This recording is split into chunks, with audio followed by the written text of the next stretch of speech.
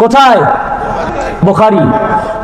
আনাস ইবনে মালিক রাদিয়াল্লাহু আনহু হাদিস riwayat করেছেন, আবু হুরায়রা রাদিয়াল্লাহু আনহু riwayat করেছেন ভিন্ন ভিন্ন আলফাজে সহিত। লা ইয়াদখুলান্নাল আনাস ইবনে মালিক আনিন নবী,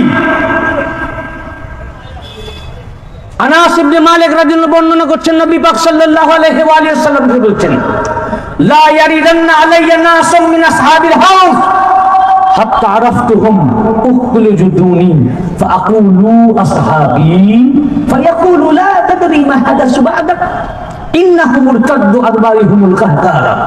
রাসূল পাক সাল্লাল্লাহু আলাইহি ওয়া সাল্লামের ইরশাদ ফরমাচ্ছেন, বুখারী ও মুসলিম মুত্তাফাক আলাইহি, এই হাদিস ইমাম বুখারী riwayat করেছেন। কিয়ামতের দিনে হাউজে কাউসারে আমার সাহাবীদের মধ্য থেকে একটা দল এসে আমার কাছে এসে মিলিত হবে।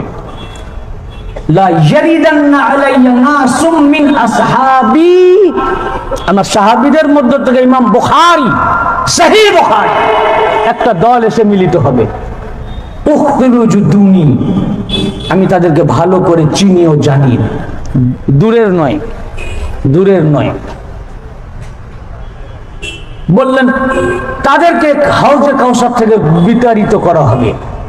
আবু হুরায়রা রাদিয়াল্লাহু আনহু পরের হাদিসে বলছে ইউহাল্লাউন, তাদেরকে আগুনের চাবুক দিয়ে চাপকে চাপকে দূর করা হবে।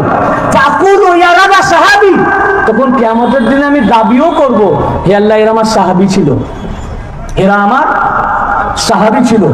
ফায়াকুলু, আমাকে বলা হবে লা তাদরি মা হাদাসু বা'দাক ইন্নাহুম মুরতাদ্দু আদবারিহুমুল কাহকারা, আপনি কি জানেন না আপনার পরে পরে এরা ধর্মে কি নতুনত্ব সৃষ্টি করেছিল?